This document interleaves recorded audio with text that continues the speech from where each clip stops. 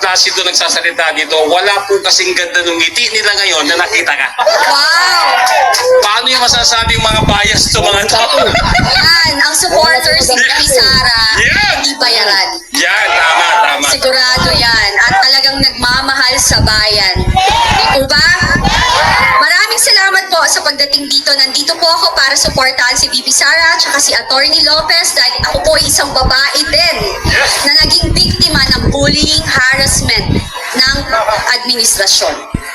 And katulad din po ng nakararami dyan na ibang biktima is hindi ho kami bayaran. At nagsasalita ho kami dito, katulad ko, isa ho ako doon, na sinalang ko ang aking buhay at buhay ng aking pamilya. Naway, magpatuloy po tayong sumuporta kasi karapatan po natin na ipaglaban ang ating karapatang pangtao.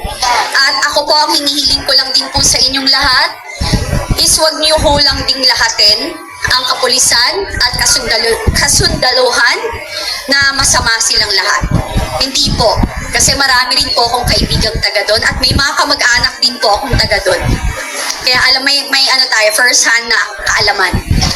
At ako po, katulad nyo, ako'y bilib na bilib po sa katsagaan nyo. Sa, sa pagmamalasakit nyo na pumunta dito. Hindi po yan sa dami. Kundi po sa lakas ng loob, taus-pusong pakikibaka at pakikipaglaban. Kasi kapag taus-puso po ang ating intensyon, tayo po ay magwawagi, lalo na po kapag ang Diyos ang ating gabay. Yan. Yun po. So, tayo po, patuloy po tayong lumaban sa ating karapatan dahil tayo po ang nagpapasweldo sa kanila. Ang House of Representative is House of the People. Ang taxes po natin ang nagbabayad sa kanila. Wala po ditong kung sino yung mas mataas, kung sino yung nakaposisyon, hindi po ganun. Dito po, dapat po ang loyalty nila is pro-people. Dapat po ang kanilang katapatan is para sa bayan, hindi po para sa kanilang mga pansariling bulsa. So, ako po, maraming salamat po sa inyong lahat ulit at magpatuloy po tayong lumaban. Lumaban sa tama at wag po tayong mawala ng lakas ng loob. Magpatuloy kasi alam ko po, mananalo tayo. Yes! Magandang gabi and mahal ko po kayo and alam ko mahal natin ang isa't isa. God bless everybody. Ma'am, ang ganda ng ngiti nila na sinabi mahal mo sila. I love you guys. Thank you, ang sisipag, Nay. Alam mo, ang nanay, yan talaga ang what do you call this? Ang ilaw ng tahanan. Oh, yung mga lalaki naman, ma'am. Ang lalaki. Tagakundi ng ilaw ng tahanan. Ang lalaki ang pundasyon. Oh, pundasyon. Gagawa ng tahanan. Pero ang nag-maintain ang mga nanay. Tama. Pero ma'am, parang sa Senate at saka sa Congress, tagakundi yata ang ilaw ng tahanan. Kasi may kilay na. Alam mo na. So, Kilay na rin sila. alam niyo yun. So maraming salamat po at babalik po ako ulit. Tama. Actually, may sakit ako kaya na-late ako. Ano? Sige, go. Yan, sabi, Mike. sige, sabihin mo sa akin, sasabihin ko sa kanya. Ikaw na lang. Ayan, Miss Kate, una sa lahat, maraming salamat at nagpaunlak ka po rito ngayon. At sa amin po, in behalf sa mga kasama natin mga vloggers dito lahat, no? Ano po ang inyong, bakit po kayo pumunta rito? Bakit po kayo lumabas? Despite na mukhang wala naman po kayong problema sa buhay. Again, ako ang iniisip ko na lang kasi, di ba, sinabi ko naman doon sa aking mga interview na trigger ako because I also like, especially now, nakita ko si Attorney Lopez na yung trauma, yung kanyang, yung trauma na binigay sa kanya ng pambubuli, panghaharas kasi wala naman siyang ginagawang masama rather than ginagawa lang niya ng tama ang kanyang trabaho, and dahil hindi nila makuha yung kanilang gustong sagot, ang House of Representative is harassing her and forcing her to say something na hindi naman kailangan or hindi niya talaga alam, you know? So ako, na-trigger, naalala ko ulit yung ginawa nila sa akin, na babae ako, mayaman sila, powerful sila, still, nag-iisa akong babae, may anak ako, 5 anak ko, 4 ang babae kong anak, wala silang pakialam sa akin na saktan ako, ibuli ako, iharas ako, kunin yung mga properties ko and everything. Hindi ho ito paghihigante. Pero, kailangan ko ikwento yung story ko for people to know na hindi ho ito ngayon lang. Sanay ho silang mangganito. Kung ako ho, ginanito nila, paano pa po kayo? Wala po silang pakialam kahit sa atin. Ako, nakasama ko sila for 10 years. They don't care. Yung ginawa nila kay VP Sara, walang utang na loob. Diba? Yung po, walang utang na loob, walang malasakit. Ang malasakit nila, ano yung makukuha nila? Makukuha nila sa kaba ng bayan. Yun.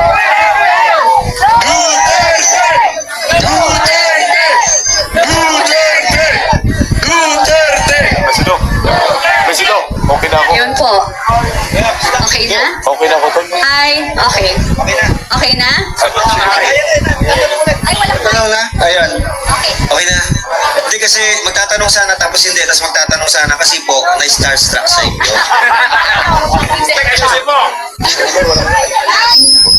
Magandang gabi, Miss Cathy Binag, Miss ng Pilipinas. Hello, may utang pa ako sa iyong interview. Ano? Miss, Nag-echo. nag-i-echo lang. Miss Cathy Binag, Yeah. ano po ang inyong mensahe? Lapit na ba? Ano po ang inyong mensahe sa lahat ng mga kababaihan sa ating bansa? Para ma-inspire po sila na sumama po sa ating pagkikibaka. Sa akin po, sa aking kapwa kababaihan, ang akin lang masasabi is kung kayo ay may pangarap na mabigyan ng magandang kinabukasan ang iyong magiging anak at mga apo, dapat po tayo ay maging asset bilang partner or asawa ng ating mga mapapangasawa, boyfriend or everything. How? Paano po tayo magiging asset? Kailangan po tayo matutong lumaban at makibaka sa buhay. Di po ba? Matuto tayo magtrabaho. Kaya para ho kung ano man yung mangyari sa ating asawa, kaya nating buhayin ang ating pamilya. Ganon din po ang pakikibaka sa bansa, sa Pilipinas, sa ating bayan. Kailangan po matuto tayong ipaglaban kung ano yung tama, ipaglaban kung ano yung ating karapatang pangtao, ipaglaban natin ang ating karapatan bilang mamamayang Pilipino na nakatira dito sa Pilipinas at saka sa ating bayang mahal. Ganun lang po. Meron pa akong follow-up, Miss Cathy. Ako po si VMR Channel. Ay! Ikaw ba yun? May utang din. Miss Cathy, kahapon po nung napanayam ko namin si Senator Bato de la Rosa with Yumi Santiago, ang isa rin po sa biktima, at nagpapasalamat sa programa ni Tatay Digong na War on Drugs because yung kanyang mga kamag-anak ay nagbago po. Yes. Miss Cathy Binag, kayo po, kung sakasakaling magtuloy-tuloy po ito ang investigasyon, makikiisa po ba kayo sa panawagan na lumabas din ang mga biktima po nitong mga illegal na mga droga?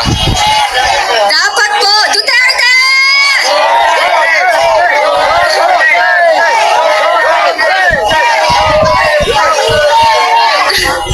Nakakatawa. Opo, makikiisa ako kasi ang pangit pong ang ginagawa nila ngayon is pinagtatanggol po nila ang mga pushers at saka mga drug addict and convicted criminals. Perfect example is di ko nga matawag na congresswoman si Castro. Diba? Naglalakad na convicted criminal. Tapos etong ating mahal na lawyer na nagtatanggol sa mga IPs, nagtatrabaho ng malinis, gusto nilang ipakulong wala man lang kakaso-kaso. Anong ibig sabihin nun, di ba? It's a sign of bullying and harassment. At siya ay isang babae ang nakakatawa. Ikaw, Castro, kapal ng mukha mo, dapat nakakulong ka. Kapal ng mukha mo. Yes!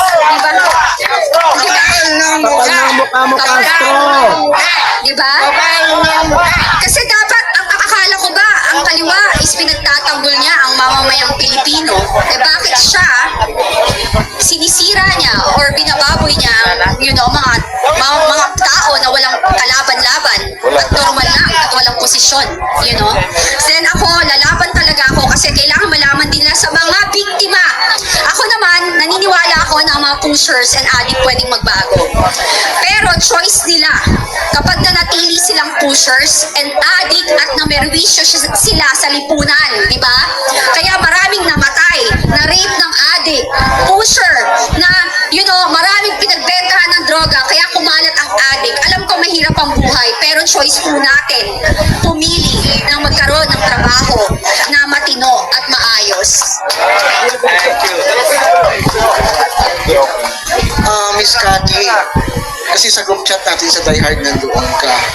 Nagtataka ako kasi nasa mga ilang Zoom meeting kami with Cathy Binag. Nagtataka ako bakit nakafocus kay Duterte, kay Ma'am, kay Attorney Lopez yung issue na hinahamon ko kayo mga congressman, bakit hindi si Cathy Binag ang tawagin ninyo na ilalabas ni Cathy Binag ang USB na hawak niya? Yes! Dapat yun ang tanong kasi kilala ko si Martin. Kaya nga kinagulat ko yung kanyang pagbabago. Alam niyo ho, eto, ang pagkakakilala ko kay Martin, ang bait. Wala na now. Wala na now. Nagbago lahat. And nalulungkot ako. Kasi, alam nyo, ayan, yung mga kongresista dyan, sinira na nila ang future ng kanilang anak. Hindi lang sila. Yung future ng kanilang anak, dadalhin ng kanilang anak yung ginagawa nila ngayon. Kala nila okay sila ngayon. Ilang taon lang ba tayo nabubuhay? Bukas makalawa, hindi nga natin alam di ba?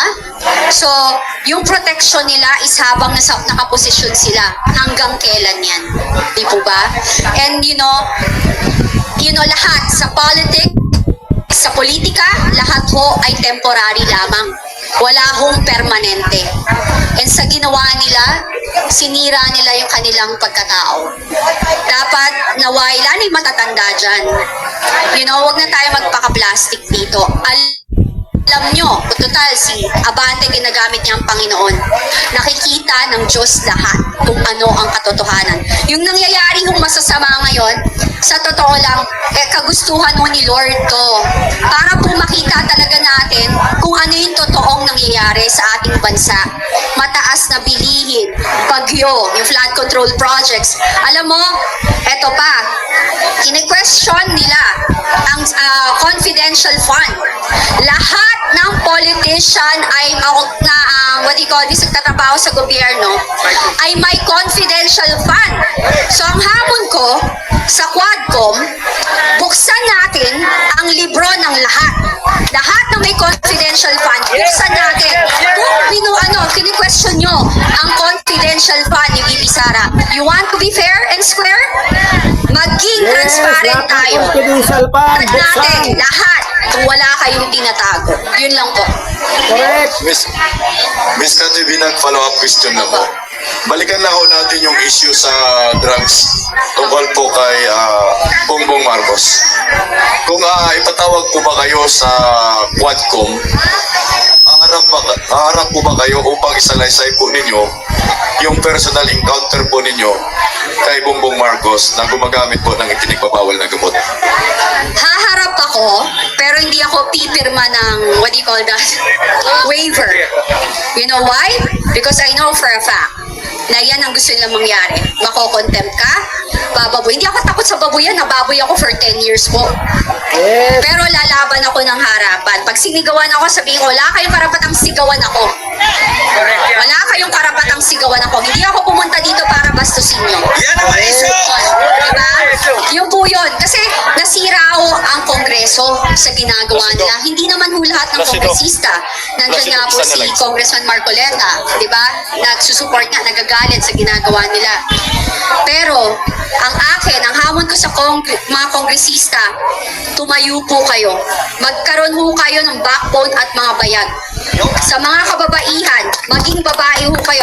Total, ina ho kayo ng tahanan, ate kayo. Tingnan niyo ho nangyari kay Atty. Lopez. Tingnan niyo nangyari kay Atty. Lopez. Imagine niyo, kung nangyari yan sa mga kapatid niyo, nanay niyo, ate niyo, tita niyo, kamag-anak niyo, mahal niyo sa buhay, anong gagawin niyo? Tapos kine-question nila, tinatawag nila si VP Sara na may tama sa utak, hindi kalmado. Kahit sa akin mangyari yan. Kasi ang problema, ang mainstream media, hindi nila nilalabas ang kabuuan ng storya. Kaya yan ang problema. Hindi lahat nila nilalabas. Yung story, we were there. Ang sabi niya, di ba, ang nangyari sa kanya, nasa Zoom tayo eh. Nag-collapse na si Atty. Lopez, hindi na siya kumikibo. They were asking for help. It took 2 hours for them na may papuntahin. May doktor doon, ayaw papasukin. So ano gusto niyong maramdaman ni VP Sara? Isang kaibigan yan. Hindi lang basta kaibigan, matagal niyang kaibigan at empleyado niya. Yan ang leader. May malasakit sa kapwa. May gagawin ba nila yan? Babantayan ba nila? Babantayan ba nila yan? Hindi. Yung trauma na ginawa, sabi na drama. Gusto ko nga po, sana magsalita yung nanay ni Atty. Lopez. Sana po magsalita. Hindi nyo maintindihan kasi may pera kayo, mayaman kayo, you think you're powerful. Wala akong pinaka-powerful dito sa buong mundo kundi ang Diyos. Kaya kayo lahat tatamaan na kayo ng latigo ng Panginoon. Yes! Yan lang po. Miss Katibinag, final question na lang po. Last na lang. Nung na-interview po kayo ni Maharlika, ang sinabi niyo ho, na meron kayong hawak na USB kung saan ikwento mo lahat yung pagkakilala at pagsasama ninyo ng dati ninyong boyfriend. Kasama po si First Lady Alisa Araneta at saka si Bongbong Marcos. Kailan nyo po yan ilalabas? Meron na may hawak, lalabas na yan soon. Yun. Yan lang. Simpleng sagot. Last question, Miss Cathy. Kaya, yung sa mga nagko-call na ilabas ko na, let me do give me my time. Yes. Hindi ho tayo pwedeng magpadalos-dalos. Alam niyo ho yun? A friend of mine even told me, yung hawak mo, Cathy, can put this administration down. So yung sinabi niya, kaibigan ko yan sa Congress. So ako, gusto natin, dati pa natin gustong ilabas, pero meron nang may hawak. Meron nang may hawak. Okay. So last question, Miss Cathy Binag. Galing po ito, walang iba kundi kay Placido Veloso po. Okay, Placido. Ay, Miss Cathy, magandang gabi po. Magandang gabi. Alam niyo mga kababayan, dahil po sa tapang ni Miss Cathy Binag, palakpakan muna po natin, na siya ay lumantad kahit na po ang kalaban ay isang presidenteng bangag. Lumantad po siya, nagpaliwanag, siya po ay naka-impluensya ngayon at nakakuha ng inspirasyon ang mga biktima ng droga. At meron na pong isang sumabay kay Miss Cathy Binag. Yan po ay nagngangalang si Miss Yumi Santiago na aking kababayan sa Bataan. Maisog din po siyang lumabas at nagsiwalat kung ano ba ang buhay ng isang naging biktima ng droga. Ang tanong, Miss Cathy Binag,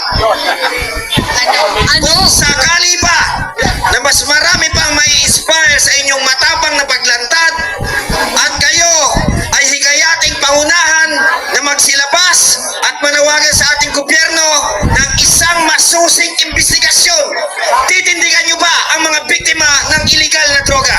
Sa tingin mo ba, Placido, hindi ko titindigan? Sasagutin ko na yan! Yes! Pinananawagan ako sa kapwa ko, biktima, pamilyang na biktima ng mga gumagamit ng droga, namatayan dahil pinatay ng adik, namatayan dahil pumasok sa pagbebenta ng droga ang kanilang kapamilya, ang mga nabiktima ng mga adik na nahagahasa, naharas, at nasira ang mga buhay dahil sa pagdodroga. Sabayan niyo po kami. Nandito po ako, tutulungan ko po kayo. Kahit maghirap ako. Palakpakan po natin si Miss Cathy Binag. Kaya Miss Yumi Santiago, kami po ay nananawagan, may partner na po tayo. Kay JM Morales, nandito na po ang mga gagawa ngayon ng panibagong hearing pagdinig sa Senado at Kongreso. Palakpakan po natin. Anti-war on at anti-illegal drugs. Pro-war on drugs. Miss Cathy Binag. Palakpakan po Yes. natin. Uy, Miss Ay, Maganda po ang ginawa ni President Duterte na paglalaban. Thank you po. I love you also. I love you. I love you. Hi, from Canada. Wow. Thank you so much. Ayan.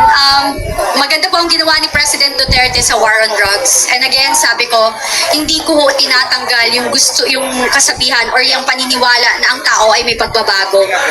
Pero, nung panahon na yon, those are the safest year of our lives. Kasi takot po ang tao. Ultimo politician, takot magnakaw. Ang military, talagang ang dignidad nila, mataas ang kapulisan. Binigyan niya ng integrity, nilabas niya kasi for the longest time, nababoy ang kapulisan tsaka sundalo. And you know, there's a lot of, marami po tayong pulis at sundalo na matitino. And talagang inayos niya. And kaya ako, you know, sometimes bakit mo pinagtatanggol yung pulis at sundalo? Kasi ako naniniwala, hindi lahat. Ginagawa lang nila yung trabaho na, pero pag dumating ang panahon na kinailangan talaga nilang lumaban para sa atin, they will do it. I believe in that. Kasi ano nila yan? Yan ang kailang sinumpaan, tungkulin. Ganun po sila. Maniwala po kayo, magbigay lang po kayo ng konting pasensya sa kanila kasi, you know, ang hirap din po ng kanilang kalagayan. Pero sa patuloy nating pagdadasal at paniniwala sa Panginoon na ang kasamaan ay hindi mananalo sa kabutihan, tayo po ay mananalo. Di po ba? Yun lang po. God bless everyone and good night. Cathy Binag, nasa tabi kami. Nasa tabi kami. Thank you sa suporta po. God bless, guys. Okay, publicly announced anytime. Lahat, baka ilang minuto lang mula ngayon, we try to reach out. Sinusubukan namin i-contact ang ating mahal na Bibi Inday Sara upang marinig niyo ang kanyang mensahe.